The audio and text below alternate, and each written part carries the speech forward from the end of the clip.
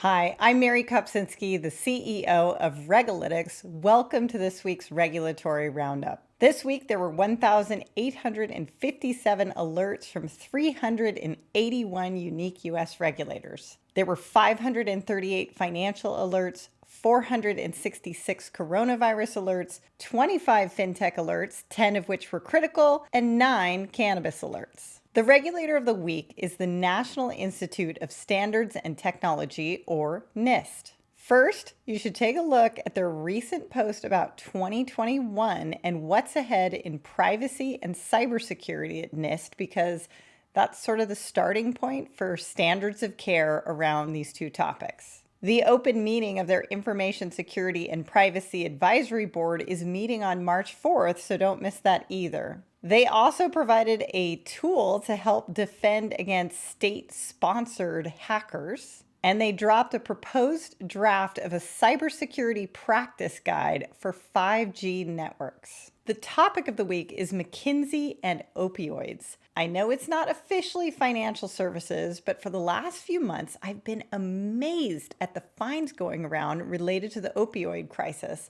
But this was particularly shocking because it was the Department of Justice, along with the Department of Justice of 47 other states, collectively fining McKinsey, the big consulting firm, over their part in marketing opioids for the major pharma companies. They are paying a $573 million fine. Insane. For those of you following cannabis, the California Senate is considering a bill having to do with granting compassionate access to cannabis. While this is not the weekend update on Saturday Night Live, I'm really looking forward to all of the possible jokes that will come with that headline. In Compliance Corner, the White House press secretary made the following remarks. The president has and continues to support canceling $10,000 of federal student loan debt per person as a response to the COVID crisis.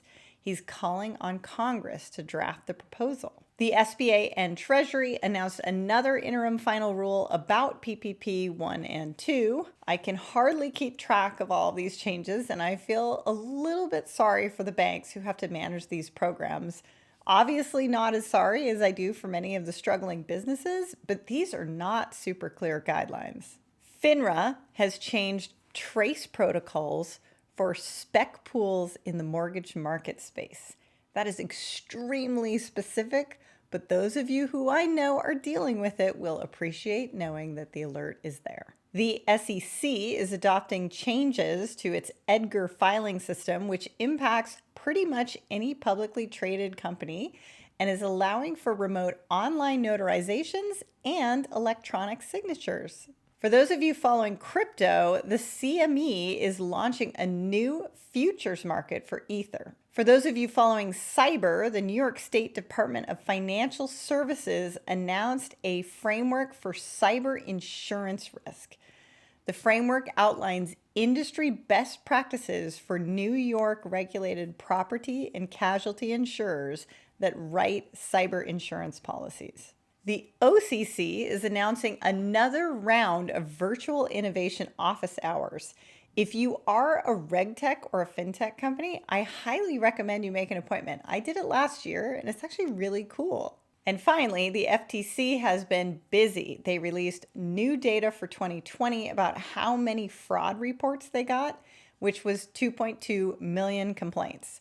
Imposter scams were the most common type of fraud, and online shopping was the second. The FTC also settled with a travel services provider over a data breach where the company failed to secure sensitive data. In case you missed it last week, our show has been picked up by Decentric Media. We've now filmed episode 2, and if you want to be a guest on the RegTech Roundup, reach out ASAP. And it would be remiss of me not to mention on a personal note that the final announcement came out about my first company, 8 of 9. We sold it to Prospect 33, and I'm telling you, if you need the best team to help you with the onslaught of regulatory change, there is no better place to look than Prospect 33.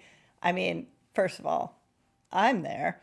but also truly their data science and project management skills matched with 8 of 9's regulatory prowess, it can't be beat. So if the Biden-Harris administration and the fully Democratic Congress is starting to freak you out, give us a call. In the meantime, I'm focusing full steam ahead on monitoring every single rule coming out in the over 2,000 US regulators that we cover. And yes, international regulators are coming soon. To all of the former 8 of 9ers and current 8 of 9ers, to Regalytics, to Prospect 33, and to all of the friends, family, and clients that got us here to this point, I truly thank you from the bottom of my heart. And that's it this week for Regalytics US Alerts. Join us every Wednesday morning on LinkedIn and YouTube.